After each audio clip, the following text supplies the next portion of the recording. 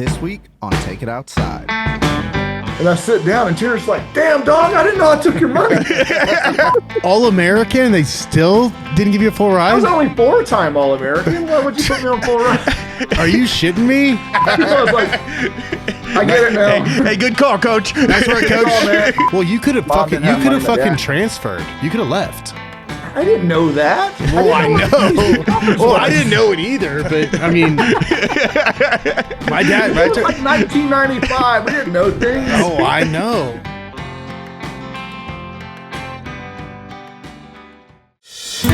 This podcast was brought to you by Outsider. Check us out at www.outsider.com. Outsider is an outdoor lifestyle brand owned and operated by me, retired Navy SEAL Sam Mackey, and my dear friend and former NFL quarterback Jay Cutler.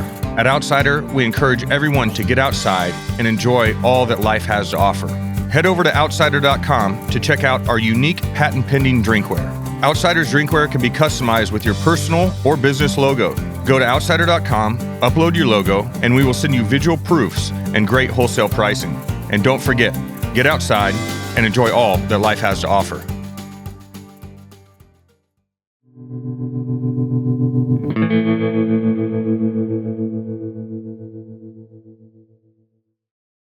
Welcome back to Take It Outside, the podcast where we talk all things outdoors and just getting outside in general where life happens. I'm your host, Sam Mackey, and as always, I'm joined by my co-host, Smokin' Jay Cutler. Today's guest is a powerhouse in every sense of the word. Bert Sorin is the president of Sorin, the go-to strength equipment brand for pro teams, military units, and serious athletes. He's a former world-class hammer thrower, a passionate outdoorsman, and a leader who's built more than just racks and weights. He's built a culture. I messed this all fucking up. All right, I'm going to start again one more time. Hey, perfect. Today's guest is a It's powerhouse. not going to go better. Oh, hey, I should just roll with it. no, Just leave the bloopers in. It doesn't matter. I'm doing it. Today's guest is a God. powerhouse in every sense of the word.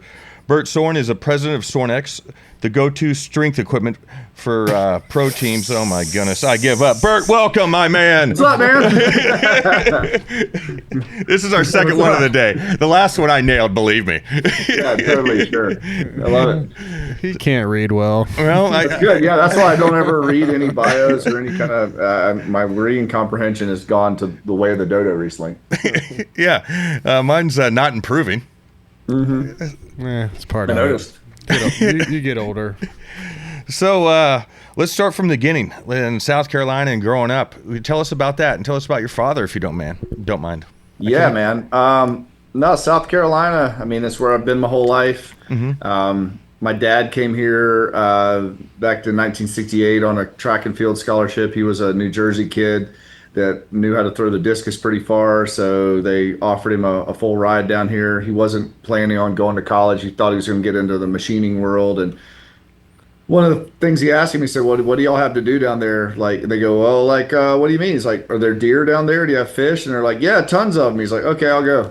Like, that was his recruiting trip, because he never planned on going to college, so this was kind of like, as he saw it, just kind of like a vacation. And he quickly found out that college sports and college in general was not that.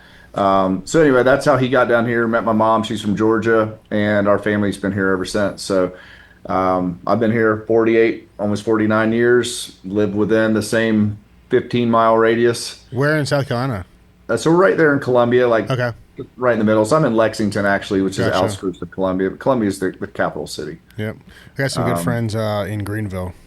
Yeah, Greenville's like 90 miles Yep. away, and I mean it's an awesome state. You got I got the mountains or the beach within 2 hours, so it's pretty nice. Low cost of living, and there's plenty liberal fishing and hunting and shooting bag limits. So everything is geared pretty well for me. So I like South Carolina. yeah, from right here, and yeah, so enjoyed the South Carolina lifestyle. At one point, I thought I was going to move, and that was just, I think, what you say when you're like, you know, your teens. You're like, I'm going to move to California or whatever, and that's just because you want to get out of the house and go do something. And then, you know, later I'm like, that's a pretty cool spot. So tell us about the conception of Sorin. How'd it come about? How'd your dad get into it? So when we were, it was in 1980. So Dad started it in our carport there, and he was always into building stuff, into solving problems. We had Sorin playgrounds. Also, he was also a coach during the time, a coach and a PE teacher at a school. But he was always a weightlifter and just liked building stuff and felt that he could just do it better than what was currently on the market. So it's kind of like a knife maker. What Maybe was they like what? knives. Yeah, what was in the market at that point? I mean, really, probably none of the brands that even would really be known now. Yeah, Hammer Strength was kind of right around that time. I mean, kind of the impetus of that right around there. Another family-owned company, Samson. Those guys have been around a little bit longer than we have. And then you have your Nautilus, of course, that was around.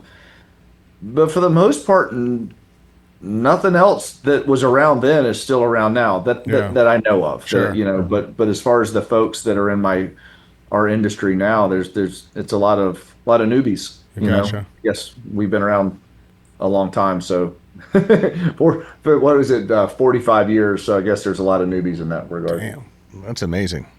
How'd you get into hammer throwing?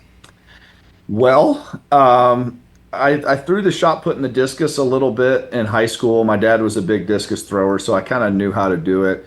But really, I was always into the outdoor world. I was always hunting, fishing. I enjoyed lifting weights, but to do organized sports wasn't really my thing. I wanted in the fall, I wanted to be in the deer woods, and in the spring, I wanted to be catching fish, and I didn't want to have a shirt on from March till August, and I was just, you let a kid grow up without a shirt or shoes on near a body of water or woods, and it's hard to get them to want to do anything else. So when I went to college, I went with no intention to be an athlete.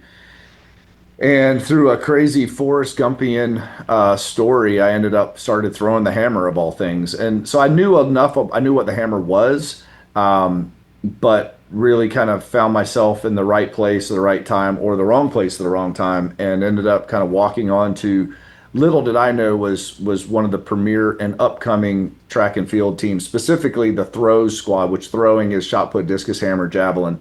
I walked on to what was kind of known as one of the all-time throws squads of college history, and so again, kind of found myself at the right place at the right time. Fell in love with it and didn't even mean to be really on the team, and ended up on the team. Fell in love with it, and my life changed and became an athlete. Why'd you walk on? What right, so pushed you in that story. direction?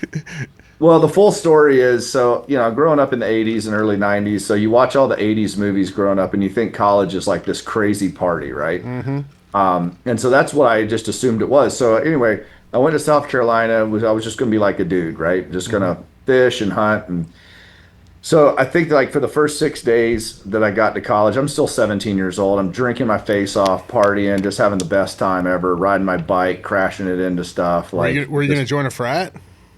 I kind of went to some parties and they were like, "Hey, you want to come?" I'm like, "I don't even know what that's about." Sure. Like a lot of my friends from the Winda High School, they were probably going to join friends. I didn't know. Like I had no plan. My plan was get out of the house and go just explore the world. Yeah. And whatever that came. No idea what you were going to major in. Just No, let's just go to college and no fuck idea, around and no see what idea of happens. anything. Well, I was going to go to South Carolina for a semester because my goal was to go to Appalachian State because it was in the mountains. Okay.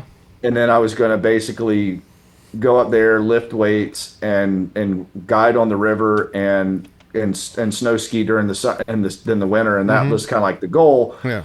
But I got in late, and so they said, "Well, you come in the spring." And I said, "Okay, I'll go to South Carolina for the first, take my classes." And I was like, "I'm just kind of here for a few months." Sure. So anyway, I drink my face off and party and everything, just enjoy that. And then like the 6th or 7th day after it, I was like, I really need to lift weights. I need to go work out. And I was a skinny guy. I was 6'2", 6'2.5", and like 172. Like I was beanpole, know, and a late developer. I'm 17 years old, so I'm not only young, but I'm also a late developer. So I'm kind of like a kid. Yeah. And so I called my dad. I said, "Hey, I know we have some weightlifting equipment. We did the weight room down at University, the athletics weight room, and I knew the student center the equipment sucked. So I said, "Hey, can you get me down to go in the athletics room and train on our stuff that I'm used to?" And I knew they had good bars and things. I was still a gear snob back then. I knew good gear, right? Yeah. So I was like, I don't want to lift on trash when I Yeah. could lift on good stuff. Yeah. So he's like, yeah, let me call the coach. Called him, and he said, yeah, come on, tell him to come on down after the athletes are gone. Well, I'm 17 years old, so you kind of delete some of the salient details of like when to come down. So I just finished my burrito. I'm hanging out my dorm room. I'm like, all right, I'm gonna go lift. Yeah. So I don't pay attention what time Pop said to go. I just go, right? Yeah. I show up at the Williams-Brice Stadium, go underneath. And so have you ever seen the movie The Program? Oh yeah. Yeah, No. so that's the weight room. Okay. And like the movie was filmed the year before I got to school. So I was actually at the Oh, game no that filmed shit. all this stuff. So like that's what it looked like when I showed up. Okay. The big stadium, the whole thing. So I showed up, I'm like, oh sweet. Go in there, and I just walked in, and it's the first week of school, so no one is dressed in South Carolina gear. They're just dressed in street clothes, and everyone's new because it's the first part of the year. So like no one called me on it. I just walked in, and there's all the different athletes, and so there's not a lot of congruency. So I just walked over, and the platform was open, so I just loaded up the bar and started doing cleans, and doing cleans for a while, and like enjoying the energy of the place. And I see some folks that are standing in line doing the vertical jump test where you do the reach and then you jump up. I could jump pretty high, or so I thought. I was like, well, that'll be sweet. I'm going to stand in line and go get my vertical jump tested because, I grew up watching Rocky IV. So the diagnostics idea was always super cool, like all the testing and crap like that. Yeah. So no one told me not to, so I just stood in line. And so they get to my thing, and he goes, okay, what's your name? Well, he goes, oh, you need this sheet. So he hands me this sheet, a guy named Charles Anderson. And I write my name on there, or he does, I guess, and I do it 8 feet, and then I jump up, and he's like, right at 30 inches, 29 and a half, whatever it was. And he's like, oh, that's pretty good. I was like, okay, cool. And I walk back, and I keep doing cleans. And I had this piece of paper now. I didn't know what to do with it. And then I go over and start bench pressing afterwards. I'm benching, and I look over, and they're having another line they're standing in, these same kids. It's like, well, that looks pretty cool, and they're doing body fat testing. So I walk over, and I stand in line, and this man sitting in a chair, and and with the calipers, and he'll go pec and abdominal and then thigh. Yeah. And I walk up, I pull up my shirt, and he's doing the testing, and I hand him my piece of paper. I guess that's kind of like the ticket to ride the ride, And then he was like, well, what sport? And I'm like, oh shit, like it's not an athlete, right? And so I made it up. I said, well, I'm probably I'm track and field, so I'm gonna walk on in the spring to do shot put and discus, which was a totally made up story. But I figured because it was August, like there's no way that he could call me on it, because like this is months and months from now. Like I said enough where I could kind of talk myself out of the situation. I knew enough. You're 170 pounds right now, right? What's that? You're 170 pounds. 170 pounds, right? That's like the joke. Like I'm walking into an SEC Division One school. I'm going with the shot put. And he looks at me. He's like, "Did you throw?" I was like, "Yeah, I threw. I wasn't very good in high school." And he said, "What were your numbers?" And I said 134 and 44 or whatever it was.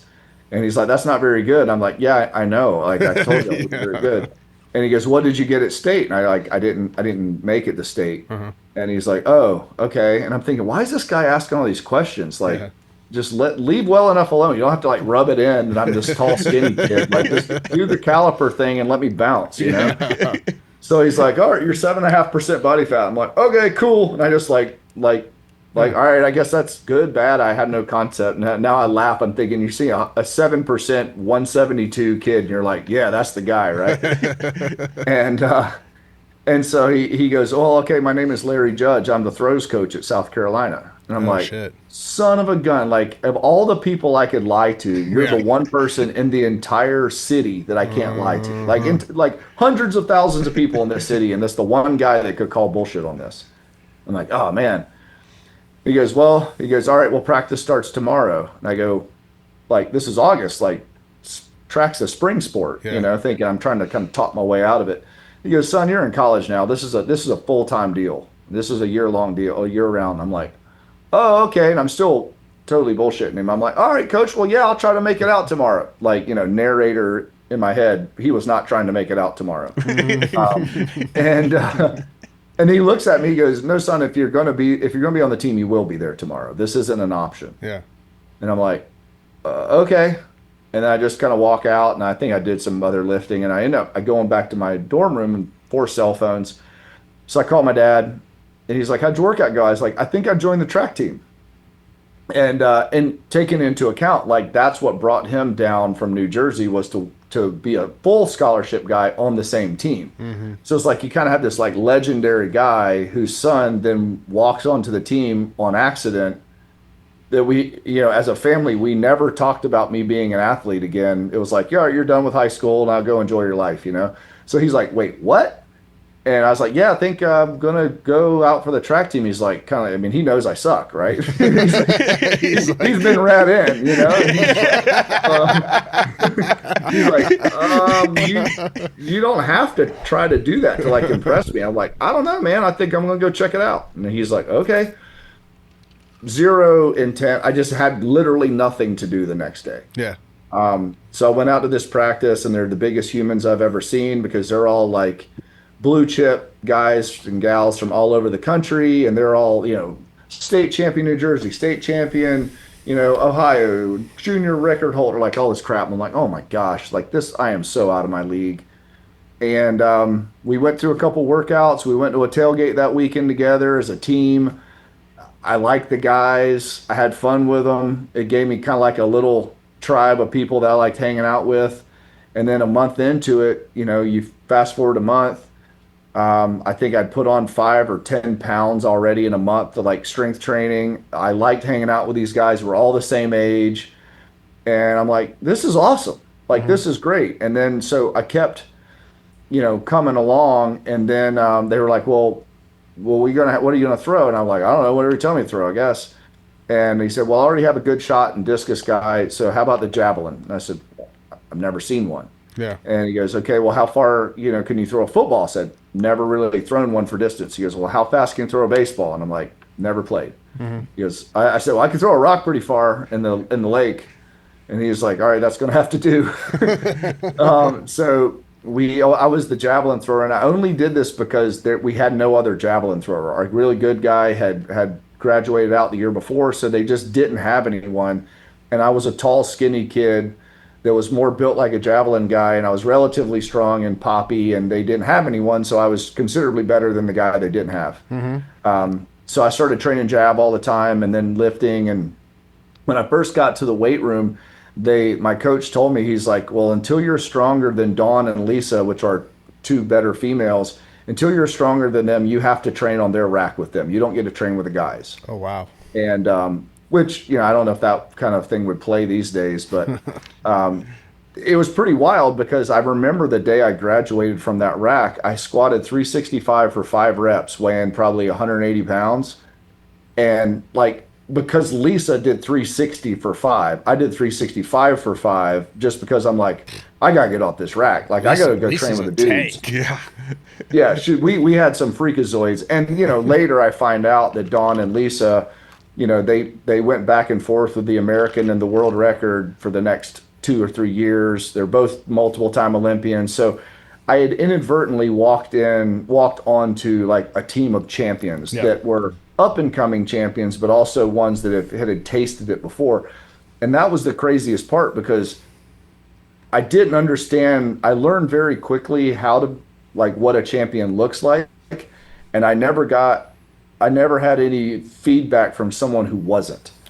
Yeah. So every day I'm eating dinner and lunch with my teammates, and I'm going, well, they start talking about being All-American. I'm like, whoa, what's an All-American? And they're like, well, you have to go to the NCAA championships and score really high. I'm like, what's the NCAA championships? And they go, well, that's the National Collegiate Athletic Association. I go, okay, that's cool. And I go, how do you do that? And they go, well, you have to throw really far, like the top 18 people in the nation, and then you'll make this meet. I go, okay, I'll do that. And then they said, well, you got to score at conference. I go, what's conference? And they go, conference, the SEC Conference Championship. I go, okay, when is that? They go, they have an indoor and an outdoor, and if you go to that and you throw really far and you score points for the team, and then that gives you value. And I go, Okay, I'll do that. So like I was super green. I didn't even know like the premise behind college sports. I'm assuming that there weren't a lot of walk-ons to South Carolina track either. Yeah, I was like the only I one was for gonna say, like, my. there can't be Yeah. 12 of you walking on. Like, if there's one, it's a good year for them. Yeah, I was like the one thrower, and then like there's maybe a couple other like Yeah, dudes, right? But what quickly started happening is I started falling in love with the work yeah. and the progress. And so we were on this lifting cycle where every 4 weeks we would max, like do a rep max. And so my lifts were just skyrocketing. Well, Like, you're probably maturing too. oh yeah, I'm maturing. I Yeah. have a real stressor. I'm getting now, I'm eating at the training table. They would sneak me in because I was a walk on, but like I Yeah. became friends with all the people there. So they would look the other way when I went through the line and I Yeah. would get to eat for free and the whole deal. So I'm putting all this weight. So I went from 172 to 199 in one semester, my first semester Sure. there. And it was just like, it was totally addictive because like I said, I was getting dressed to go home, packing up after Christmas or right before Christmas break. And I remember, we didn't have phones back then. You don't have a lot of mirrors anywhere, so you don't know what you look like. Nah. And I remember standing in a chair in my little crappy dorm room, and there's a little mirror on the wall. And I remember like getting something out of my closet, and I look over, and I could just see from like my shoulders to my knees. And I remember seeing like this butt that popped out and like big legs. And I was always a skinny kid. I'm like, who is that? And I was like, holy crap, that's me.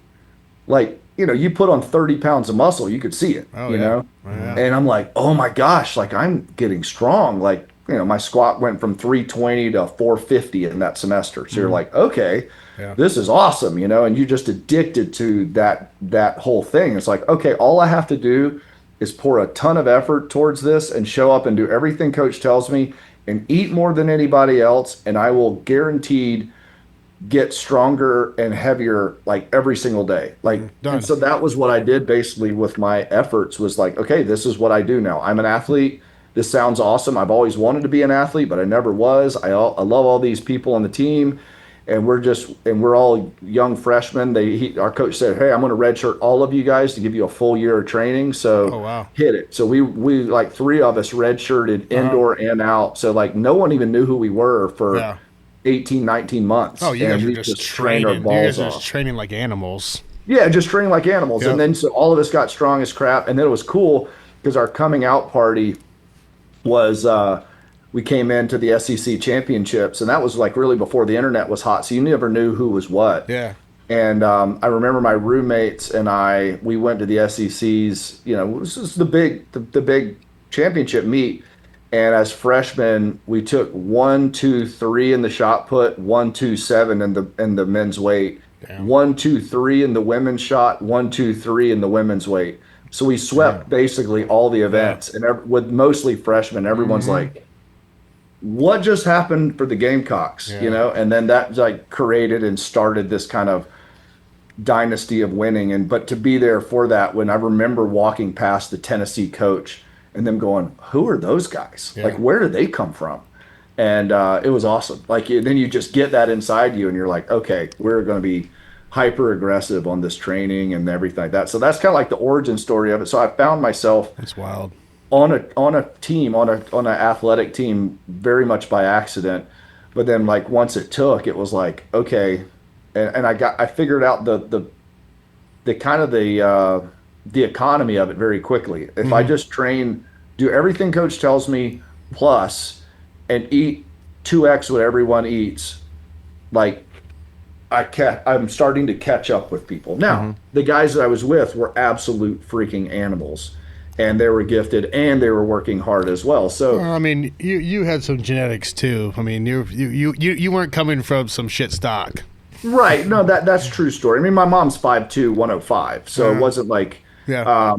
but these are some of the biggest humans I'd ever seen Oh, yeah. that were, but that again, like the delusionment of being able to train with those folks, and then you start recalibrating what is considered strong or what's considered hard work. When all of us were addicted to the hard work, and we were in this little closed cell bubble, Yeah. and our coach was like the Bella Corolla of like throws coaching. It just ripped into us constantly, but you didn't know anything different. Yeah. And so it's like, okay, yeah, like girls are supposed to squat 405 for 5. Yeah, like we had 5 females do it the same day. That's insane. And you look back and you're like, holy crap, that was strong. Yeah, but super we were strong. just like, yeah, I mean, like we would almost kind of like shame each other. You're like, well, you can't clean 3 blues, you can't clean 308. Like, are you even trying? I look now, I'm like, wow, that's pretty heavy. Like, I can't clean 3 blues right now. But it was always just push, push, push, push, push. Yeah. And our coach had convinced us, like, unless you can do these numbers and this amount, like, you won't be good. Now, that was incorrect, but the mindset was there of, well, we have to. This is the only way we're going to be good. And by the time we knew any different, we were kind of there, So, I mean, I had a guy, we had multiple athletes, and these are, I know it's numbers and whatever, but, I mean, we had one guy that was 6'5", 265 with a 36-inch waist. After practice, benched 550 raw. And my other roommate benched 550, squatted 620 for 7 reps, cleaned 429 for a triple, behind the neck jerk 460 for a triple. And you're talking like 21-year-old kids. And you look, and I look, and snatch 330, power snatch at that. And I'm looking now, I'm like, now that's still crazy, crazy numbers. But at the time, we just thought that's just what Brad's doing. Like, we're like, okay, well, Brad's super. I mean, he's the strongest guy here, but like these other 5 guys are close to as strong. And we just thought that's what you had to do to be a thrower. And then now I look, I'm like, oh my gosh, like we were just too dumb to know any different. I'm not sure. Like, I know the NFL, we got away from a lot of like the Olympic lifts and the snatches and power cleans and stuff. I don't know if colleges are still I mean, my strength coach at Vandy, like we did a lot of cleans. We did a lot of jerks. Right. We did, and where were you during that time? Vanderbilt. Vandy. Okay. Right. Yeah. And John Yeah. says, So you obviously know this whole thing. You were probably actually recruited and actually good. Oh no, I wasn't. I was actually, my story is, I wasn't a walk-on, but they didn't think that I would. It's a long story, but like they called me. They thought I was a tight end. They were watching the wrong tape, so I told them like, Nice. And they're like, "Hey, like you can't play in the SEC as a tight end." And I was like, "Well, great news, because I'm not even a tight end." Yeah, and, perfect. And they asked me. This was over Christmas break, and they asked me. I was like a senior in high school. And they're like, "What's your name?" And I told him, and he's like, "Oh, I see your tape here. This is like VHS when you send it out."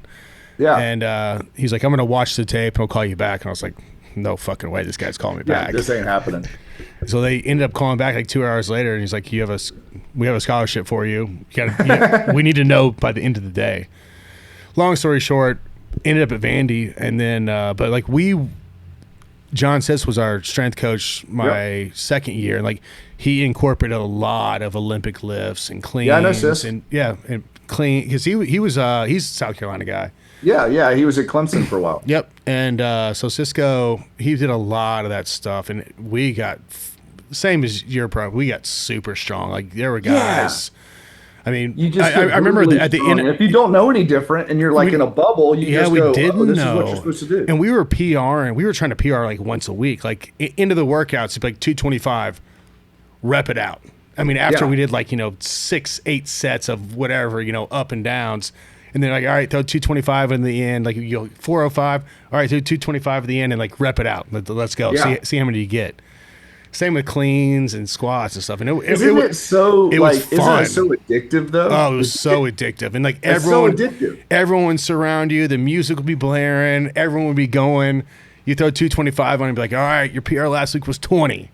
Let's get 21, 22, and just cranking them out. How many did you do at the combine?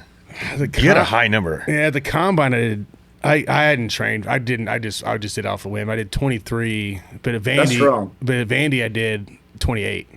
That's impressive. That's strong. I think the most I ever did was 22, and I was like, all right, that's strong enough for a hammer thrower. Like, yeah, it got to a point where that was my junior year. Then my senior year, I was like, I'm not. Like, there's no reason to keep pumping 225. Yeah, like you're that. actually going to go. You chose to do a sport that actually paid. Yeah. Hammer throwing. I think I bought a trolling motor with my winnings of hammer throwing. And I'm not joking. I literally left the U.S. championships, and I was like, sweet. They give me a check. And then I stopped by Bass Pro Shops in Atlanta $1,200.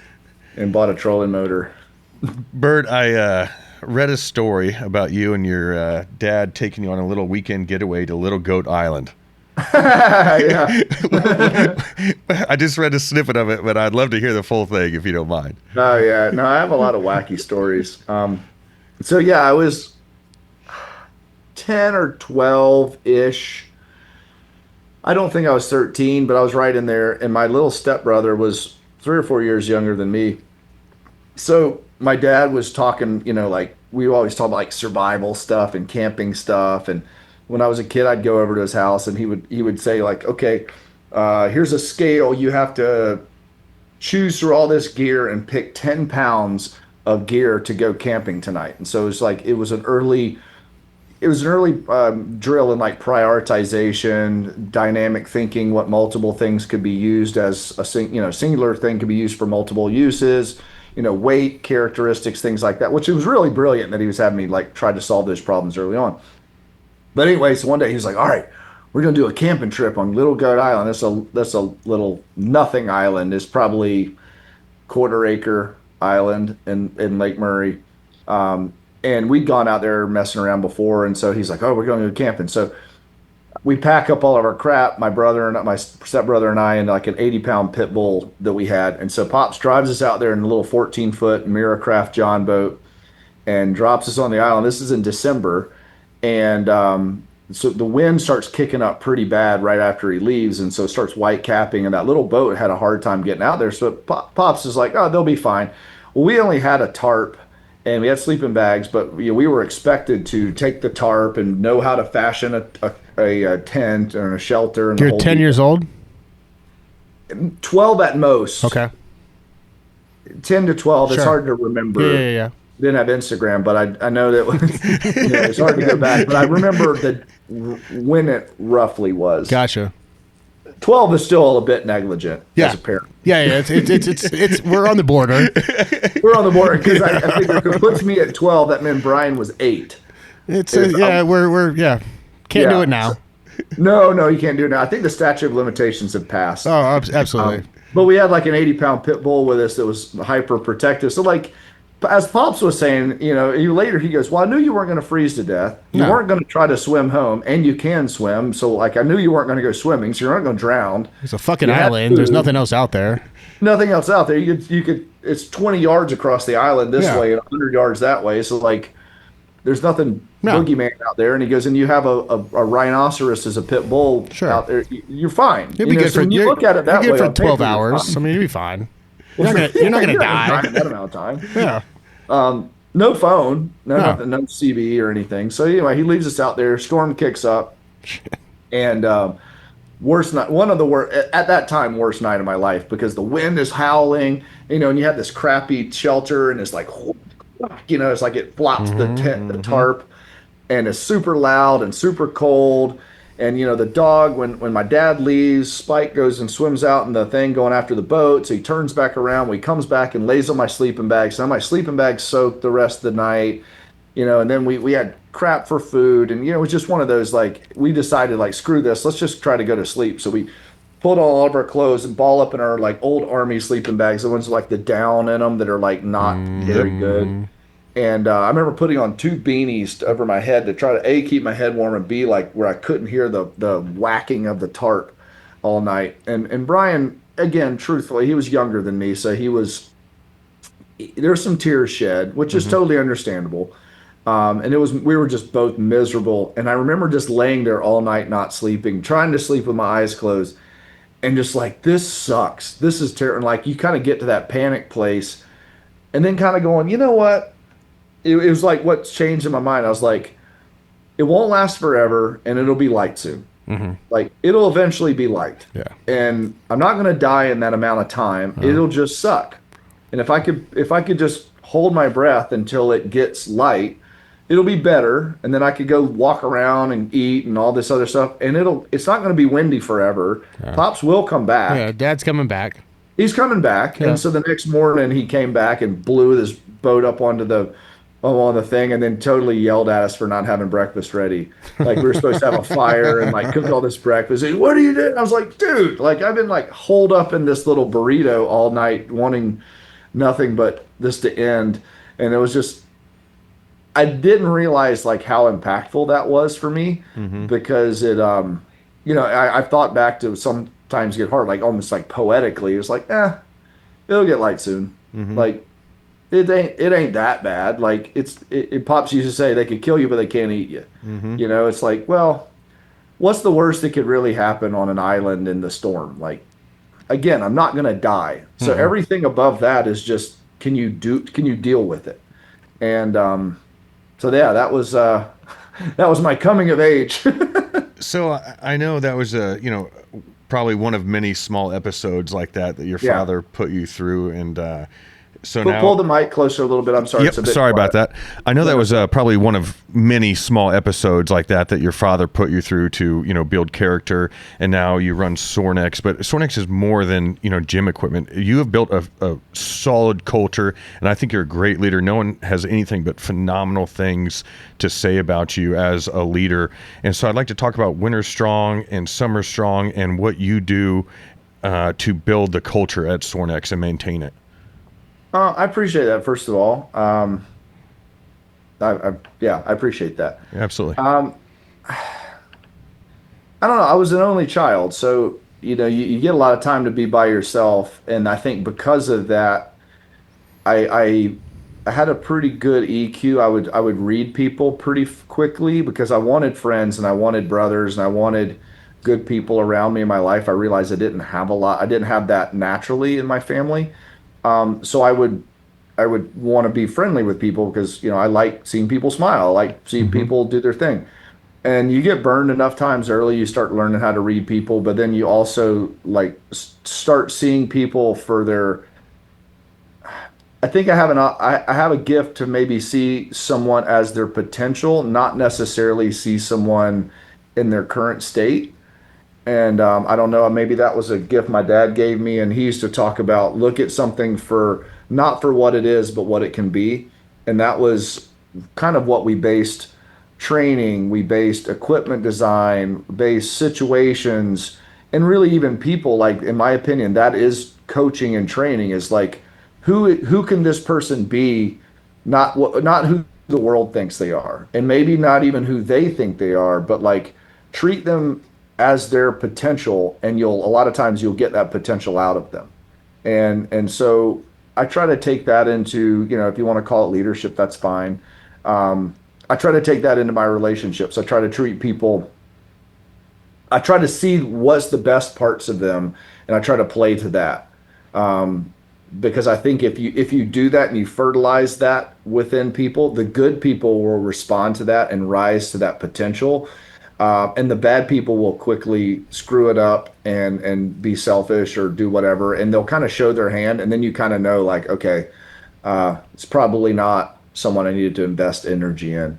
But I mean, I think I've been blessed to be around a lot of amazing people, and maybe help some people, develop into their better version of themselves. I mean, that's the goal, and so I kind of look at that was the intent of how I thought to build the culture in strength conditioning. And growing up, I mean, yeah, we were hyper aggressive in the weight room and all this other stuff, but I also saw the part of the strength world that I didn't care for, which was like too much bravado and too much selfishness, in my opinion. And so I kind of decided to attempt to change that.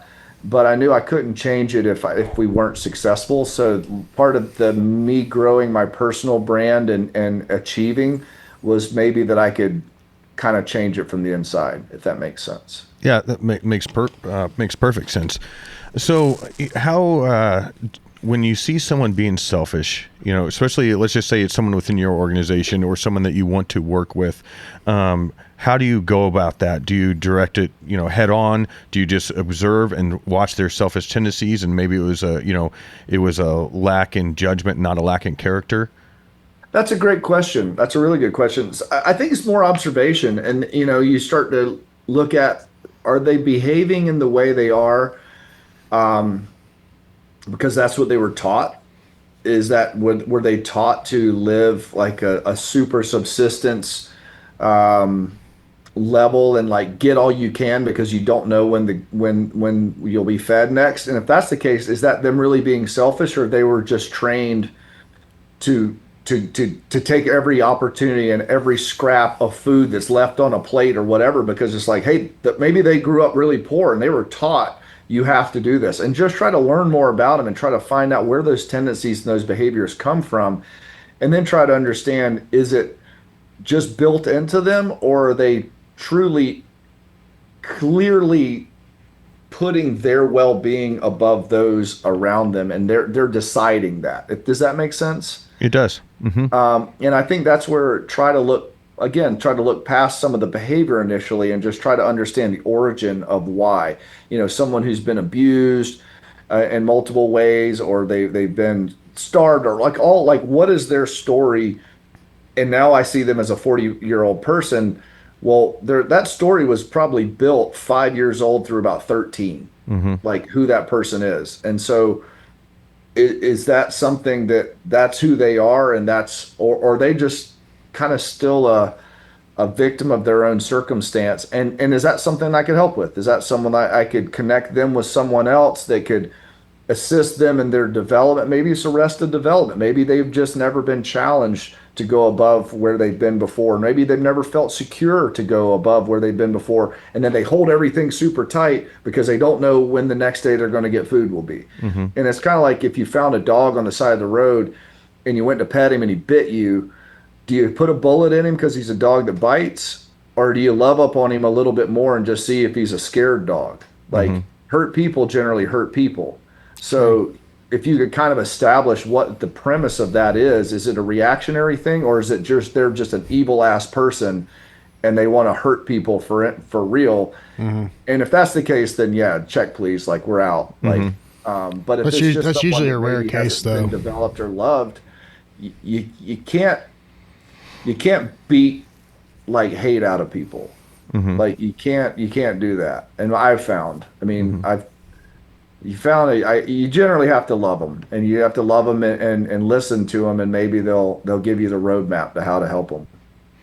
Takes a lot of time, a lot of effort to do that as well. You mentioned victim of your own circumstance. That's something that I do not believe in, right? I never believe in being a victim of a circumstance that I created. If I'm in a spot that I don't like, it's on me to move forward and or left or right to get out of that, right?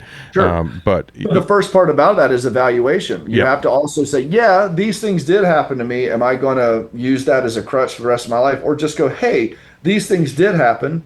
It's a reason, not an excuse. And then what do I have to do, or how can I seek help, or at least open my mind to how to change that if I don't like the current situation? What's up, guys? Sam Mackey here. I want to tell you about today's sponsor, Spartan Forge. Spartan Forge has no doubt made me a more effective and efficient hunter. Spartan Forge was founded by former U.S. Special Operations Intelligence Officer Bill Thompson, who took his 21 years of military experience fighting the global war on terror and applied his learnings to his true love, whitetail hunting. My favorite feature on the Spartan Forge app is the LiDAR for finding draws and funnels. It also has an AI deer movement prediction tool, so you know when and where to go. It has historical wind plots for selecting stand locations, and Cyber Scout for just about anything else I need to know.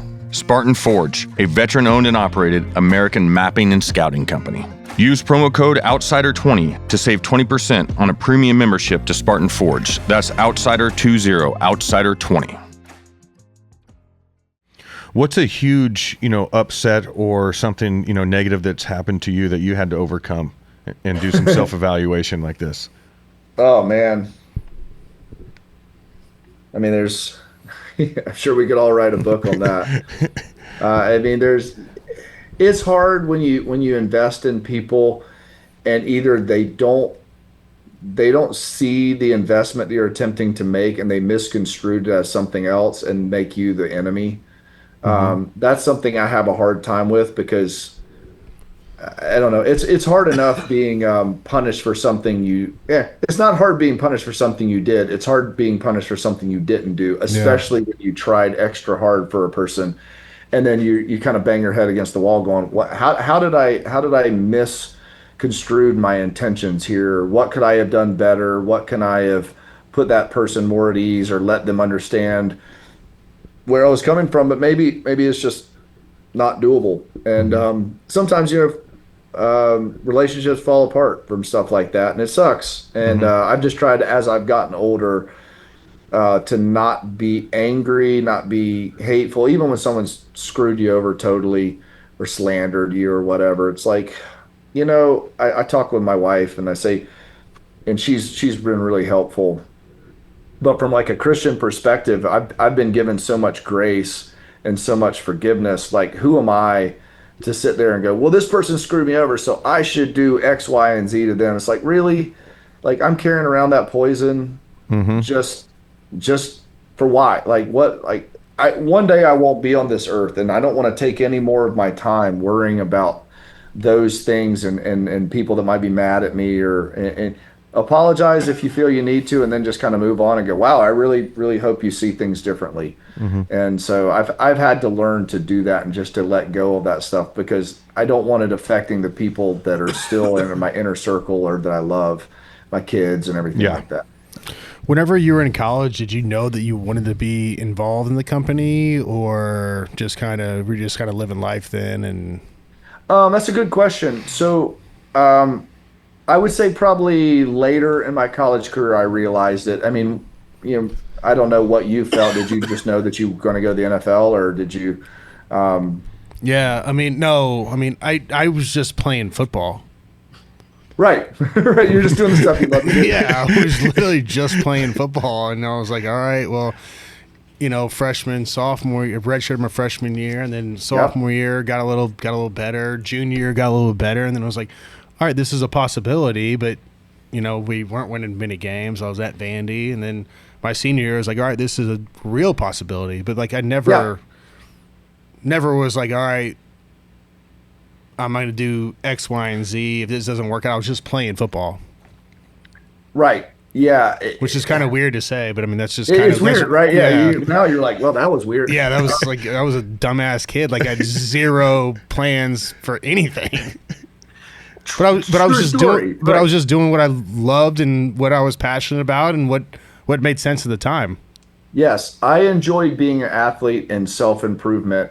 I went to school. I hate to say, I went to class, and I studied because they yelled at me less at practice when I did that. Yeah. The only reason I went to class because they're like, you have to go to class. If you don't go to class, you can't play football. I was like, all right, well, I'll go to as few classes I have to appease the people I have to appease. You got it. And then they would make me I don't know if you experienced this as well, but you'd have tutors if your GPA was too low. Yep. And then I realized that if I had to go to tutors by 6, that meant I couldn't do my extra lifting, and I had to leave the training hall food early. Yeah. And I didn't get to watch The Simpsons that came on at 7 if I did that. So I will do better in schools just so I don't have anyone to deal with. Yeah.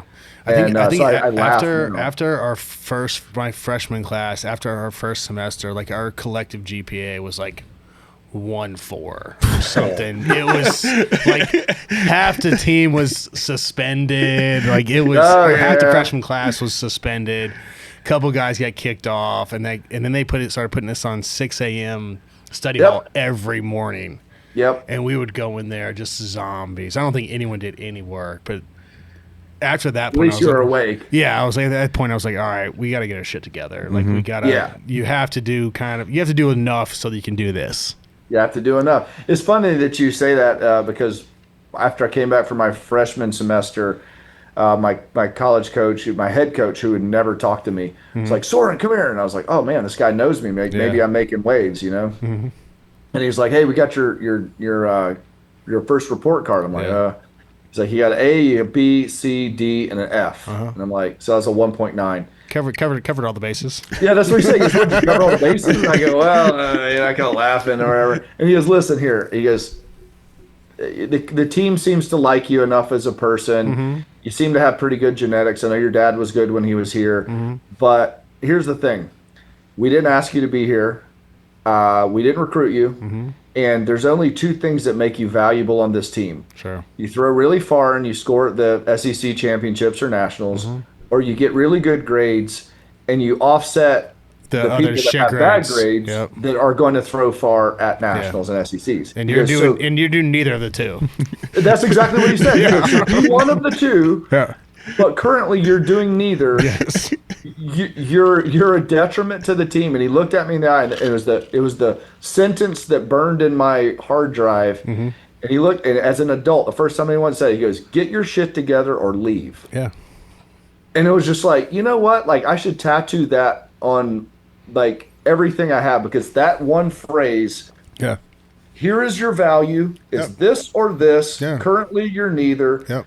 Get your shit together or leave. Yeah.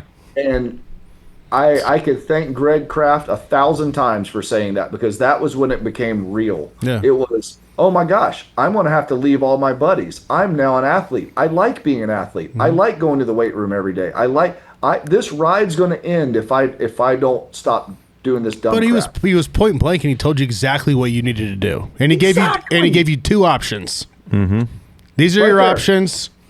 It's fair as Clear can options, be. Figure clear it out. objectives. Yep. And it was like, man, thankfully, it's 18 years old at the time. Someone finally broke down how this works. Yeah.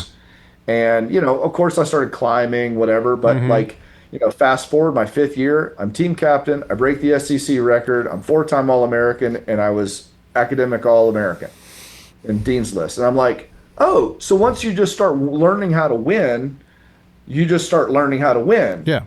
But I had to be taught that, like, this shit ain't working. Yeah. Like this. And then when I realized, like, oh, well, I could throw really far and get strong, but also if I do well in school, they give me a bunch of awards, and the coaches kiss my butt, and I get whatever I want. And like the ride just keeps getting better the more I perform. Life's easy. Life's easy. Yeah. I don't have to go to tutors. I can do whatever I want. Like, this is awesome. And then for a hammer thrower, which no one cares about, I mean, at least you were a college football player, like, at least you got girls.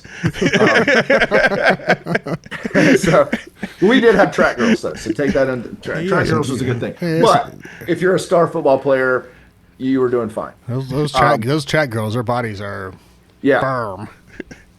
Not a bad deal, right? Yeah. Could be worse. Yeah. We go to nationals, and you're like, there's hundreds of you guys. This is wild.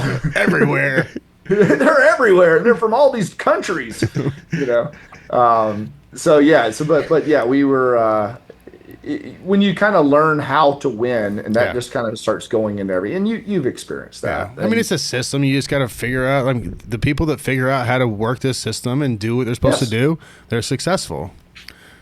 Pretty much. Yeah. Pretty much. And the people that never get it just don't seem to ever get it. No. And that's so in that's in a lot of walks of life. kind of in every walk of life, right? True. And that was the catalyst that did it for me. And then after that, it was just kind of.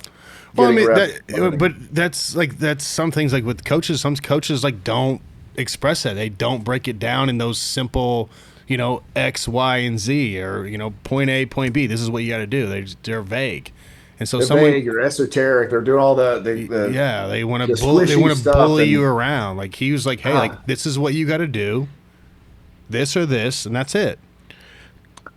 And that's what I thought. It was so cool because he said, "I like you." Yeah. The other kids seem to like you. Like, so he gave me all the soft skills. Sure. But then he immediately said, "Those don't matter. No. These two things matter." And I was like, "Oh, so all this walking between the raindrops BS Yeah. is BS, really?" Yep. And It's like, okay, cool. Now we can measure this. Sure. And then immediately I go, well, if I got to throw further, I got to be stronger. If I want to be stronger, I got to be bigger. If I got to be bigger, I got to eat more. And then it became a problem solving of how do I eat more? Yeah. I was only on a 10 meal a week deal. I was a walk on. I didn't have a lot of money. And so then I was like, all right, I got to solve problems. And then I did what I called free stuff. And it was going to every fast food restaurant in town. And I knew when all of them closed. And I would I'm pretty good at flirting with girls at the time, so I would flirt with a girl behind the desk, or the counter, and at like 11 o'clock at McDonald's, you get there set at 10:55, and she'd give you all the fries and all the burgers they're about to throw away. Stop. Oh, it was amazing. And so I you know this? would do it. No. I did it So you worked fast food restaurants late at night to get free food? 100%. Holy shit, it's genius. 100%. I mean, that because I was like, I got to get calories. Sure, I gotta yeah. get calories, and I can't afford it. My family didn't have money, Yeah. and so I was like, well, I could take in an extra 1,000 calories every night, and it's free, as long as I could sweet talk the girl behind the Sure. thing, and then the dude that ran the Chick-fil-A on campus, like he became buddies with me, and so I mean, you get free Chick-fil-A sandwiches, dude. You're winning. You're set. Yeah, for sure. And then Kurt Boston, he was one of the trainers, and he ran the Roost. That was our training center, like the training table. And when I would come through, he realized I didn't have any money, but he and I were in some classes together, and I'd come through the thing, and he'd bend down and he'd tie his shoe, and then so like it was deniable plausibility that I scooted in while he was doing it. And he knew exactly what I was doing. Sure. And I'd go in there, and I would sit with my buddies who were like all on scholarship, and I would eat, and they're like, "Come on, Bert, you could eat some more. Eat another patty melt." And I'm like, and I was like Rudy, because Rudy had come out like a year or two before. Oh, love so that they were movie. like, "Okay, you're basically Rudy." Yeah, right? you're our Rudy. I was their Rudy, right? And so all the trainers liked me. Like everyone's like, "All right, you're that stupid kid that walked onto this team, right?" And then I would eat, and then I would go and get 2 more patty melts. I'd slip them in a Tupperware, put them in my book bag, and then I would smash those before dinner. And so it was just like my job became eat till I was going to puke every single day. When So when did they put you on scholarship? I never was on full ride. Seriously? Yeah, All American? They still didn't give you a full I ride? was only 4-time All-American. Why would you put me on full ride? Are you shitting me? No, that's another lesson I got. Oh my gosh! Why? So, They didn't offer, he didn't ask. oh no. See, when I got there, when South Carolina was just surging, they'd only send a couple people a year to NCAAs. Sure. And so they said, well, if you make NCAAs, the old guard was you make it to NCAA championships, you're a full ride. 100%. So that was burned into my hard drive. It's like, make it to the dance and you're set, And Well, you could have Mom fucking didn't have money, my dad- transferred. You could have left. I didn't know that. Well, I know. Well, I didn't know it either, but I mean, my dad. It was like 1995. We didn't know things. Oh, I know. My dad told me to transfer, and I was like, "What does that even mean? Yeah, Why what would are you saying? Why right would now? I can leave?" He goes, "You can leave, No. but the rules were different then. Like you would have had to sit out a year. I mean, Yeah, it was exactly. it was And I didn't completely want to leave my different game then. buddies, Yeah, And I knew I was getting better, and I never had anything. And so if you've never had anything, what are you going to take, right? yeah. Like, Like this is I a good didn't sign up to get a free ride, so No, I'm it's a like, great situation. yeah, I scored at the SEC conference, and they gave me books. That was $200 a year towards books. Yeah. I'm like, sweet, Yeah. I got books. Yeah, And then I get to travel with the team. They give me $20 meal money, and like SECs, they give me $30 meal money. Like that's fantastic. I thought I was. we used to take our books, so the school would, your scholarship would, you pay for your books, and you just go in there and you just turn them in. But then at the end of the year, there were always guys that would buy them. So we would we were taking books from anybody that had them, and then selling them to these off-market people and getting like a couple $100 for our school Yeah, see, you books. football players had it figured out. Yeah, just running a book Y'all rack. probably showed up with nice trucks and all that stuff. Like, we So didn't- no, hell no, I didn't have that money. I had like $20 for a weekend, like every Right. like 4 weeks. yeah, But what we would do is how we ran the racket is we would sign up for classes that we weren't going to take, like high end classes, Yeah. and go buy the books at the bookstore on our scholarship, and then get out of the class, but keep the books, and then end of the year, sell the books back to these people off campus and get like $400, $300. but back then that's a lot of money, right? Are you kidding me? That would have made my entire year. Yeah, sure. So I end up getting some books, and then I get a little bit better. So anyway, my whatever year it was, I made it to nationals. I think my sophomore year. Mm-hmm. So I do my exit interview that year, and Coach Curtis Fry, legendary track coach. Mm-hmm. So I do my exit interview. I was like, "All right, Coach. Like, I think at that point I was getting, I don't know, something very, very small." Sure. And I said, "Well, I should get full ride now." Yeah. And he goes, "Well, we only have 12 and a half scholarships for the male team, the entire track team, full ride. So they break them all up." Yep. And he said, "And I got a kid coming in." I went ballistic. I'm like, "What the heck are we talking about? I've been here for you got me for free 1 year. Yep. You're free the next year. I did everything you asked me to do. Every SECs I went to, I scored. Like, Yeah. I came from nothing. I worked my body. So I was putting those terms into my struggle. I was thinking to myself, like, I deserve it, right? He goes, Bert, I'm just telling you, we have a kid coming in that was National Track and Field Athlete of the Year last year in high school. And he's going to be great. And this is a throw school now, but he's going to help us become a sprint school that will help us become a full Track team. Right? Sure. And I'm like, I don't give a shit about this high school kid. This kid hasn't proven anything, blah, blah, blah, blah, blah, you know? Well, he doesn't listen to me. He gives the kid a full ride. And it's unproven guy. And so we meet him, and guy's name's Terrence Trammell. And he comes in, and seems a nice enough guy. He's kind of stands by his own, whatever. So the next year we're competing, and we go to Virginia Tech to compete. And I ended up throwing pretty far. I think I broke the field house record, and it wasn't very far, but it was far for there. And I think I hit a national qualifier, and I'm like, I'm a freaking man, It's far enough. Right. And Terrence walks up for his first track and field meet of his college career, and just has this different look to him, and gets on the track. And his first time he hits the track, he hits a nation leading mark in the NCAA, and number 3 in the world. And you're like, okay. And I went, shit. I look over at Coach Brown. I was like, that was money well spent. I was like, I get it now. Hey, good call, Coach. That's right, Good Coach. call, man. That's why you're the coach. But it was such a great lesson, because it taught me that regardless of my journey, and the reality of it, that's all just side narrative. Yeah. Like, Terrence Trammell was still a considerably better athlete than I was. He made All-American multiple times, won multiple national championships, and 2 Olympic medals. And so you're like, okay, you're the greatest male sprinter we've ever had. And because he was there, all these other female and male sprinters showed up. Wanted to come. And my senior year, we scored the highest that the South Carolina's ever scored at the national championships, because we had a full team. Yeah. And so I look back and go, yeah, I wish I would have got the money, but the reality of it is it was spent very well. And sometimes you have to realize that you ain't as good as you want to be. And I told this story in 2008. Strangely enough, Terrence and I became friends, and we both got pulled back to South Carolina to speak to the team. So I went first, and I told the story.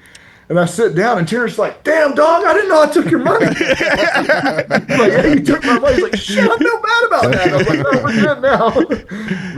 But it was awesome. But it was another just great lesson. All right, I ended up, I think I got a half scholarship my 5th year.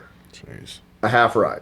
And, I laugh about it now, and I go, yeah, but that probably made me really gritty, and a little chip on my shoulder to overperform and to prove it and to never get complacent. Yeah. Do you think if you would have got that full ride your sophomore or junior year, that you would have kept grinding the way you did?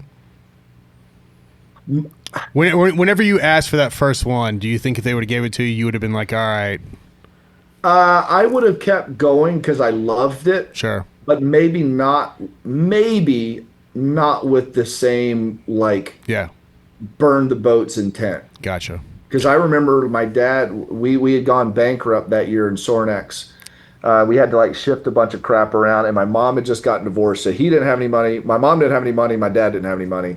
And I remember calling home and on the phone, the last time I probably cried to my parents like that. I was like, I'm screwed. I'm going to have to leave school. I have no money. I have I don't know what to do. And I was like, and Sornex was bankrupt? What's that? And Sornex was bankrupt at Yeah, that point? yeah, 1995. Wow. And both of them were like, I'm sorry, we can't do anything. Yeah. And I'm like, so what? And they're like, I don't know. Throw really far. Figure it out. I guess maybe they'll give you that ride they were talking about. And so I was like, okay. Well, I don't know.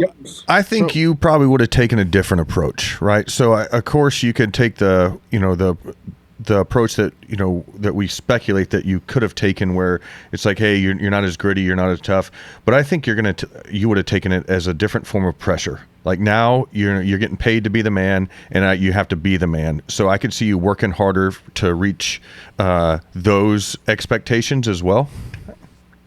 I'd like to think I would. I don't know. I mean, I know I was. You never I know. appreciate you saying that. I would like to think I would have. I hope because of the love I had for it, but I also know like I was running scared to the day I graduated. I mean, it was like, you better get your shit together, because if you slack at all, like this ain't happening. And I mean, I used to take a BB gun to practice because our throwing field, our training field was right beside the Pennington seed plant in downtown South Carolina, in downtown Columbia. And so all the doves would land on the power line, and they would go down and drop down and eat the seed. And so I realized I could bring my power line 880 and hit it 10 times. And between throws, I can't believe my throws coach allowed me to bring a BB gun to practice. And I would just sit there and pick doves off the power line all practice. And then on my way to the weight room, I'd drive over there, pick them up, throw them in the truck. I'd go and lift, and we'd come back, we'd breast them out and throw them on the grill. Because I'm like, that's a free meal. Dude, that is epic.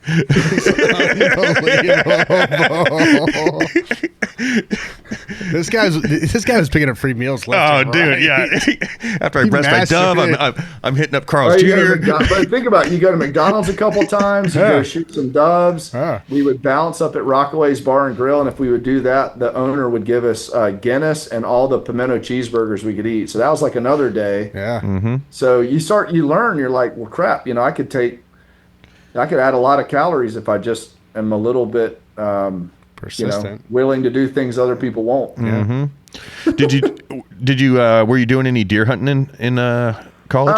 Not very much, because you kind of have to like have your spots and everything like that. And we were a guy let us use his farm, and then like during that time something happened, and then I wasn't paying much attention because I was training so much, and then we kind of lost the use of it. So we would have like friends would invite us to go. I probably hunted deer maybe 7 or 8 times during college. I did remember showing up to class one time. I had an evening class, and I killed a deer, and I showed up to class with like bloody Carhartts, and just sat down in class, like still with a flashlight in my side pocket of my everything in there. I felt pretty cool actually that night. That was when I was actually a little bit better of an athlete, so I had a little bit of a swagger to me, and I'm like, you know what? Y'all eat it. I'm here. So that was pretty fun. When did you really get into deer hunting? When I got out of college, my dad and we would start hunting together a lot more because we worked together. And so during the season, during October, November, we would go almost every weekend if we could. I was still training for the Olympic trials for the 2000, and then I tricked myself into doing it for another 4 years, the 2004. So like my fall training was basically training and hunting, which I kind of laugh. I tell myself maybe I would have been a better thrower if I wouldn't have hunted so much a lot of the off season, but I don't know. I liked it too much. But so it grew more and more and more. And then probably it really hit overdrive in the last 10 years when I got like leases where I could go to. And then we bought a farm, 8-9 years ago. And so some better places. Access is the biggest thing. I would have hunted every day of my life had I had access, but I didn't have money or access. So that kind of takes that out. Yeah. Money and access kind of go together. Yeah, it's weird, right? Like, how about you guys? Like, did you guys hunt a ton, or did Jay, I laugh. Like all the guys I knew that play football, like they all get into hunting later because my dad was in Indiana State Police, and then he had a bunch of his state police because he started hunting later in life though too. But like by the time I was 10, 12. His Indiana State Police guys, it wasn't even a lease. Could you pull that mic a little bit closer? I'm sorry. Yeah, sorry. So my dad was Indiana State Police, and he had a bunch of his state police buddies had access to this property that no one else had access to. The owner of the property, Molzer, only one of these state police guys on there because made sense to him. And this is Southern Indiana, premier. At that point, really good hunting, turkey and deer. And so I started hunting with him whenever I was young. And then, but sports kind of took over. And I literally I stopped hunting. I didn't have time for it in the fall. Yeah. And so probably by the time I was like 14, 15, and I didn't hunt again until, 25, 27, about that point. And then got really back into it. But I remember like one of the last times I hunted with my dad, like it was basically it was a fucking clubhouse. Yeah, it's the best. Wood up there, and we went out there, and it was snowing. And, I mean, it's not like Kentucky now. It was like we're actually hunting. You know, like if a deer walks by, like you're shooting it. Yeah. And we're sitting up there, and it's fucking 10 degrees, snowing. I look at him. I'm like 12 years old. I look at him, and I was like, "There's no deer coming here, is there?" And he's like, "I mean, maybe." I go, "But probably not, right?" And he's like, "Yeah, I don't really know." And I was like, because this is before this is before cameras, this is before everything. Yeah. You know, you get it.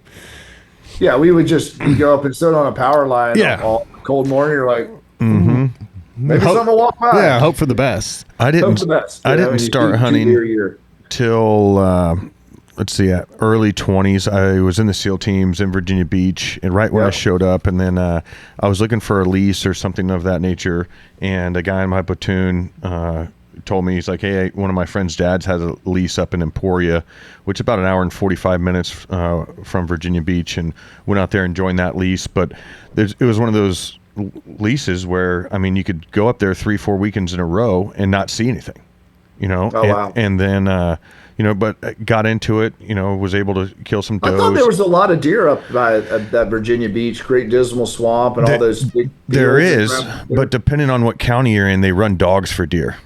And right. and we are still hunting, so there's just so much pressure, and then got linked up with me and Morgan Luttrell at the time. We were in a platoon together, and Sure. he's like, "Hey, you need to come hunting in Texas."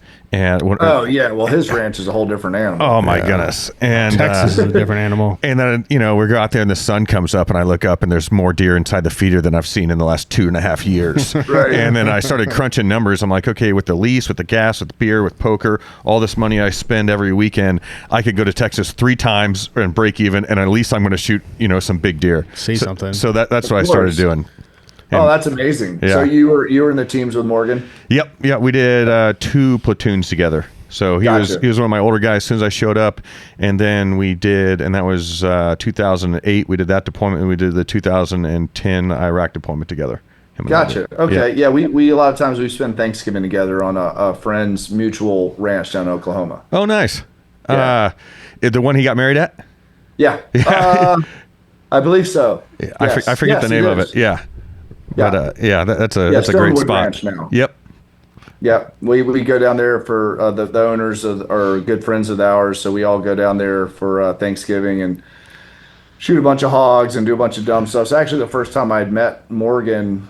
I had just shot that big buck, that one, like Sure. a couple weeks before, and we went out to the ranch. And another buddy of mine, you know Alex Oliver. No, I do not. I don't think so. He was a Red Squad guy out there, and good. Oh, friends of Ollie? mine. Ollie, Yeah. yeah, sure. So Ollie's probably one of my best friends. Yep. And so Ollie and we had cut down a tree, and I'd smashed a spear on top of this tree, and I was running around with this big weird pine tree trying to gig a hog with it. And I remember Morgan like getting out of the truck. He's like, "What the hell are you doing?" And I was like, "Hi, I'm Bert." He's like, "Why do you have a tree with a spear on the end?" I was like, "Well." And so he's like, "Are you the guy they said that just killed a real big deer?" I'm like, "Yeah, I guess." He's like, "Why do you have a spear?" So we hit it off pretty well. And but yeah, Morgan's a neat guy. Yeah, he's a great guy. I've done a lot of hunting with him. He's Yeah, I haven't hunted with him a ton, just a few times at the ranch, and then he would show me pictures of deer that he had, and I was like, "Oh my gosh!" I went on a rattlesnake hunt with him in West Texas at our buddy Pryor's place. Why? You ever hunt rattlesnakes? No, I'm not. That's why. I hate snakes. I'll never hunt a I snake. don't want any part of that. No, if I never see a snake in the rest of my life, I'll be perfectly happy with that. It was just something I heard about it, Fuck and that. then I had to do it. Nope. Yeah. So No. we just went to where they were denned up and put a little gas in their den, and they all come out, and you grab them Oh, What do you mean you Well, grab yeah. them? with snake grabbers. And then what? Put them in a box, and an old cowboy came and got them all and turns them into, hat Boots? bands, belts, Stuff. boots, the That's whole crazy. whole nine. What's your bucket list hunt? No, Jay, are you from Indiana? Yes, sir. Okay, cool. I met a fella from Indiana. We were on a trip just a little while ago, and he had some hunting land up there. He said I could hunt up there. I love the Midwest, man. I'm sure you guys know Terry Hewen. Yep. So Terry's up there in Indiana. He kills some monsters up there. But Yeah, I'm trying to from figure out from the southern difference. Indiana, and then my farm in Kentucky's near like Hopkinsville, so like western Kentucky. Oh, So we got Kentucky is so gnarly. You got to come hunt. Let's go. Don't ask me twice, dude. Did you get the invite to the turkey hunt that I sent you? I don't believe so. Oh shit! Well, I'll send it to you as soon as we get off this. Oh, cool. Yeah. That's awesome. That's Yep. weird. Yeah, we were hunting.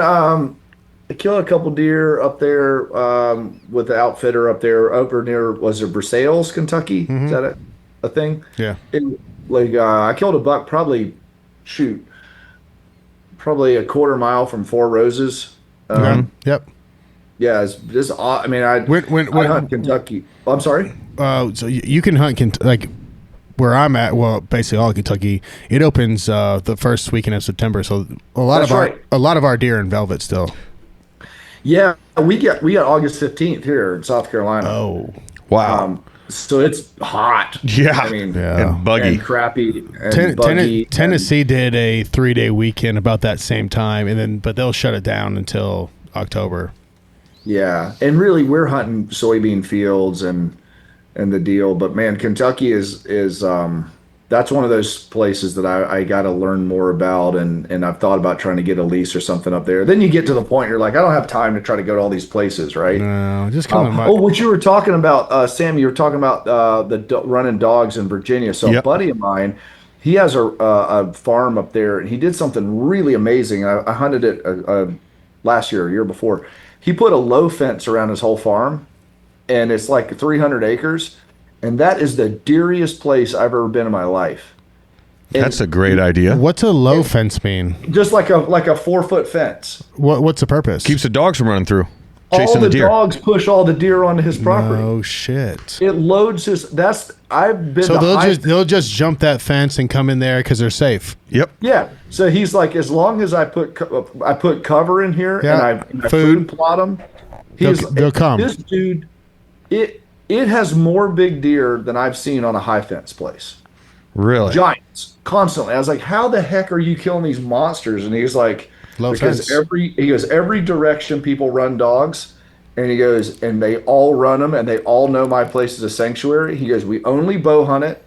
We have a ton of food plots, a ton of bedding cover, and we only kill giants. If I would have thought of that and had the money, I would have done that. But Dude. that's a great idea up there. It's the wildest thing I've ever seen. Like, Yeah. I mean, It makes sense. his family, we stayed at his cabin, and he had probably 20 to 25 bucks mounted in there. They were Wow. killed only by him and his kids. The smallest one was 140 inches. I mean, there were 150s. And that's a big deer for Virginia too. That's a big deer for Virginia. Yeah.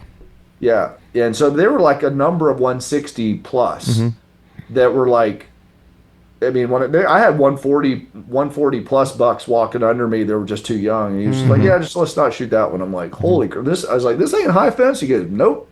He goes, I just don't screw with them. I give them a great place to live, and the dogs can't get to them. Smart. It was brilliant. That was the smartest thing I've ever seen from a deer hunting side. Wish I had a place it's like almost it won't work unless you have the dogs. Yeah, you have to. Absolutely. It'd work Yeah. great in Emporia, Virginia. So Yeah. that's what you got any big hunts coming up this year? Last year was pretty crazy. I went to Africa and Argentina. So those kind of both hunts, they kind of just turned over, kind of a weird thing. So What'd you kill in Africa, if you don't mind me asking? everything. I went for Cape Buffalo. Okay. How long were you there? I was there 10 or 12 days. Okay. And so I killed a Cape Buffalo. That was the purpose. And then I went for Plains game. Sure. And then it just became, I'd lost my dad 2 to 3 months before. And literally, he was a big hunter and like always wanted to hunt in Africa, had all the rifles for it, everything. And so like the day he passed, like he was sitting on my couch. We were talking about going to Africa and the whole thing. And Yeah. And so when I got there, I was like, all right, I'm going to shoot some couple Plains game. And then I thought about, I was like, what would Pops do in this situation? I was like, then you start realizing like the fragileness and the shortness of life. And I'm like, you know what? I'm freaking sending it. What would he do? he would do whatever the heck he wanted to do in Africa. And so I think I killed like 13 or 14 animals in 10 days. Good for you. And I just went ham. And it was awesome. Like, it was just like, always wanted a kudu. Hey, found one. Let's go after him. Always wanted a sable. Found one. Let's go after him. And it was probably very needed at the time because I had just a heck of a shitty spring and summer. Sure. I mean, I lost my COO, and then 5 weeks later, I lost my dad. So, like, my two mentors I lost within a month. Damn. And so, to get away and to, like, just go after, kind of taking Pops, wore his watch, brought his rifle, and then we went on an African adventure and just had a ball. And good little send off. Yeah. It was exactly how I figured he would have, he would have openly made fun of me for not doing it. Sure. And so it was cool, but yeah, Buffalo was crazy. I don't know. Have you been to Africa before? Sam's been. I'm going July for 2 weeks. First time. What you going for? Everything that you just said. Everything, right? You going to South Africa? Yeah. Johannesburg, and then we're going to go East London, and then over towards the coast. Cool. Yeah. You kind of come to the realization it's never cheaper to do it than when you're there right then. Yeah. And I was like, okay, well, I'm making up it. It's $2,000 for a kudu. Well, it's going to be $5,000 to fly back here and take more. And this, I want one anyway. And if he's big, let's go after it. Yeah. The flight and stuff getting there is the hard part. Once you're there, you might as well just do it.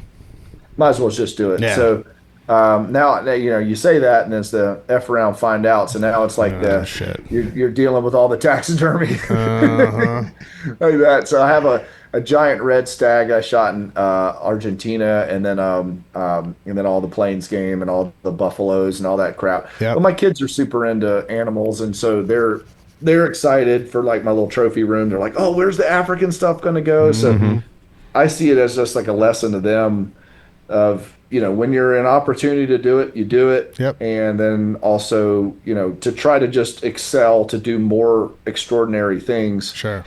So if that teaches them that, they're homeschooled and they're going to know all about all the animals and everything like that. So I'm just like, all right, I'm just going to write it off in my mind as an investment in them. And makes sense.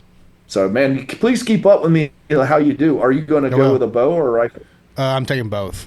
Actually, they have rifles there. I'm going to take my bow with me. Got it. Yeah. Nice. That's cool. Are you going to try to go after buffalo too? We've been talking about We talked about that like 5 minutes before we got on this thing. I'm sure I'm sure like there's my list is because they've got a couple sables that are badass, a couple kudus that are badass. Like I get that. Like I think I have to experience like a buffalo like in person and be like, all right, like I get it. But right now I'm just like it's a I know it's a dangerous ass animal, but like now just looking at it as like a fucking cow with I don't know. They don't do it for me. Like I love elk hunting, I love big game hunting. Like calling an elk in September, like just it gives me goosebumps. Oh yeah, where's your favorite place to hunt elk? I've got a ranch in Montana, just like 80 miles, 90 miles north of Bozeman. Oh, Montana is so freaking cool. I know. And so I've only killed 2 elk, but I killed my first one in right outside of Missoula. Okay. And I love elk hunting. That's my favorite. And you drew a tag this year. And good for you. Yeah, I got a tag this year. Nice. I think I put in. I don't remember if I put in for Montana or not. I put in for a special tag for deer and elk in Wyoming, and I usually get that one every other year if I get that. And I have a buddy up there that takes me, and I may get some different opportunities. I kind of wanted to go light with the planning stuff this year to kind of give myself a break, to be around the kids more, and then it'll be a lot of whitetail. It'll be South Carolina, my Missouri farm. I got access to a place in Ohio I'm going to go check out, and I know nothing about it. I just know it hadn't been hunted in a while, so I'm going to go play with that. And so then it's always like, it's nice if someone's around. They're like, hey, can you come this weekend? You're like, yeah, man, I'm not going to Africa, so sure, let's do it. We're doing a hunt in Arizona at the end of July. I think that velvet bull hunt? Yeah. Who are you Yeah. going with? I don't know if I'm allowed to say anything. I don't know anything. Oh, I'm well, not never saying mind. shit Yeah. about this. Just a good group of All right. guys. Yeah. Yeah, But that's yes, cool. it's Velvet Bulls in end of July in Arizona. So Dude, that's gonna be awesome. It's going to be I've hot. hunted mule deer in Arizona. It's super fun and hot. yeah, but killing a bull in velvet is very, very rare in this country. So I'm looking forward to it. Yeah. Is that something that's kind of spinning up a little bit more? Like more people are doing it? Well, I think it's a lot of those like ranchers down in New Mexico, Arizona, that area, like getting those deprivation tags and be like, all right, we're cattle guys, and then the government's saying, hey, you can kill, X amount of elk to get them off your land to help ranchers, but I think that they're just kind of just selling them and making some money. Yeah. Which I mean, I do the same shit, but Oh yeah, yeah. I need to find like a go-to elk spot. I don't know enough about elk. I killed one in Utah a few years ago, and well, you need to I've start putting been you need to start putting it in for Montana. My place is a go-to elk spot. Is it? Yes. Oh, It's- that's bonkers. It's beautiful tell to me be to a get part one. of, even if you don't have a tag. That's how cool it is. You really? Yeah. Oh, Like I'm going there. I didn't draw this year. I'm going 100%. really? Just Oh yeah. Oh yeah. Scout and glass. And, It's Yeah. we back up to we back up to a national Yeah. forest, and we've got some really good neighbors, and it's kind Oh. of just like one of those whenever you have like a duck spot, like just an X on the spot, like the ducks are coming that way. Like this place is kind of that with elk. Like they just feel comfortable there. They've got a national Oh. forest, which is huge, very dark and cool. Oh, good for you, man. And they can kind of fill out and feed out, and it's worked Oh, that's out. the best. It's worked out pretty well for us in the Yeah, last. it worked out pretty well. That's like my Missouri spot. It's not huge, but I mean, you see, there's a couple good bucks we got there, and I've never really run cameras out there before, so you're just kind of like sitting rut funnels, and you're Sure. like, I don't know, this looks like a good place, and I have Pinch a lot points. of information. So I've hunted it 10 years, and I usually see the deer over here, and I put up a stand and sit there for 12 hours and don't leave.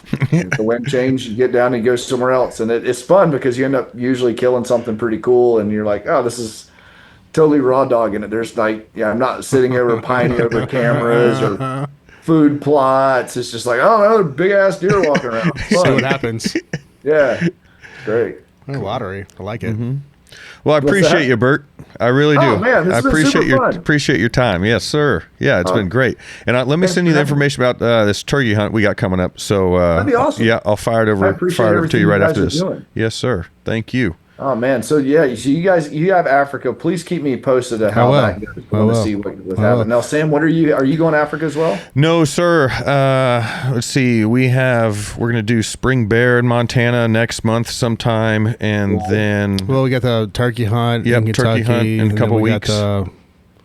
then we have the bear hunt in May, and then I go to Africa. yep, and then Then we have the Arizona hunt. and I didn't kill a whitetail this year, so really? Yeah, so I think I'm just gonna not really plan much and focus on that, and I'd like to get one early season with my bow, and then just go from there. Were you hunting in Kentucky for the whitetails? Yes, sir. Yeah. At Jay's spot. Is that where you're both living right now? No, we're in Nashville. Oh, okay, got it. But that's- his spot, it's not a far drive at all.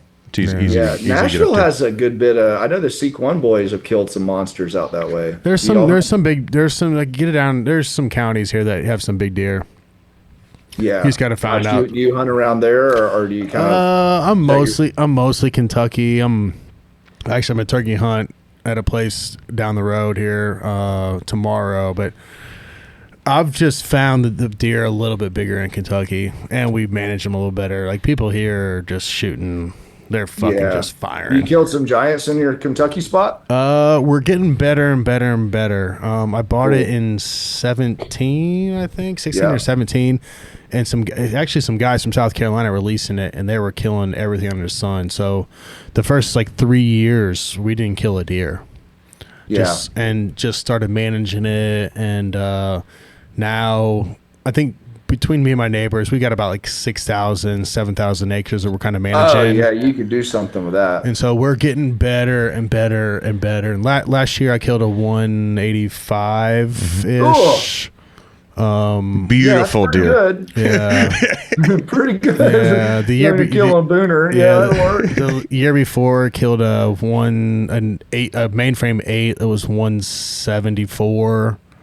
He's a tank. Y'all got to send me some pictures. I will. So we're getting the stock better and better every year, and because I want to get to a point where 160s, 170s is kind of our mainframe, and like if we get some 180s, 190s, couple 200s, you might be able to get a 200 out of there. Exactly.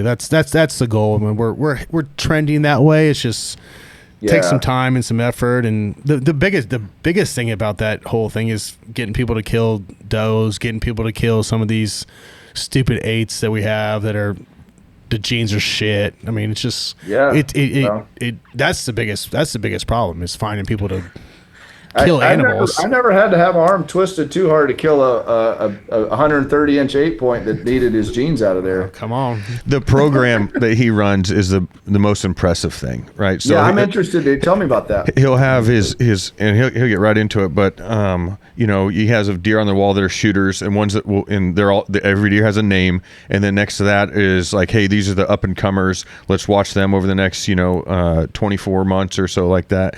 And then over to your left, you have your rest in peace wall of all the ones that have been taken down. But it turns so cool. A different light onto hunting when you watch these deer grow up, and then you have your target buck of the year, and that's your deer that you want to kill and that you're hunting, and it makes it more substantial, I think.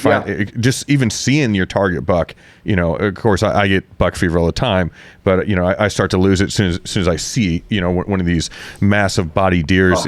I mean, in Kentucky, I'll be very blunt about it. Kentucky, like, you can bait, so like you can manage deer a lot easier than some of the other states you can't.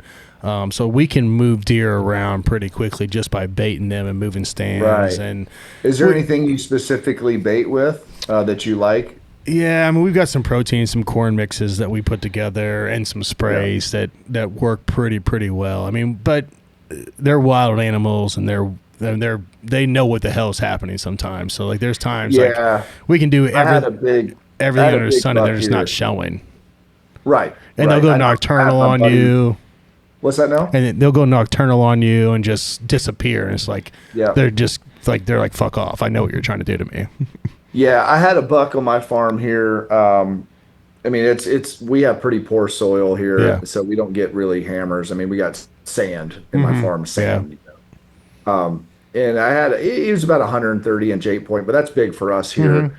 And that stupid deer drove me crazy. Like, the wind would be perfect. I'd watch him coming in. He'd have a little bit of corn. He wouldn't eat every day, but then you're like, okay, he's there 2 days in a row. He's dead. You do everything right. You slip in there, and not only would he not show up that day, he wouldn't show up on any stand on the entire farm for like a week. You're like, oh my gosh, what's this deer? And I killed him with 10 minutes to spare at the end of the season this year, and I went in on a torrential downpour. Around my property, snuck in, did everything, and with 10 minutes to spare, I'm like, well, I guess he won this year, and the sucker just, boom, 40 yards. But I'll be honest, I was more excited about that 130-inch 8-point than I was about my Cape Buffalo. Yeah, because you put so much time into it and effort. Yep, and it was just like, man, this deer is awesome. I'm so pumped. People are like, you're gonna mount that thing? I'm like, heck yeah, man, that's the smartest deer I've ever hunted. It's fun. Like, once to your point, like, once you start putting in that time and investment into them, and be like, all right, like, you watch them grow and the ups and downs, like, whenever you finally get it, it's very, very, very rewarding. It's so rewarding. I tried so many things. I went on boats. I went in and I tried to wear waders and just like literally squat in the pond, like hide behind reeds because the wind was. I was like, I'm going to get him from the water. Like, every stupid thing you could think of. Getting creative. You can figure it out every time, and then finally it happened. I'm like, yes! I killed like 23 big game animals last year, and like that one small buck you got. The one buck was like, yes, this is the best. Put him on the wall. 100%. Yeah. Well, I appreciate it, guys. That was super fun. Thanks, buddy. Sir. Appreciate you, Bert. Thank you, sir. And I'll get a hold of you right after this. Sounds great. All right, Thank you, buddy. guys. All right, yes, sir. Appreciate it, guys. Have a good one, Thank Bert. Thank Yep. you.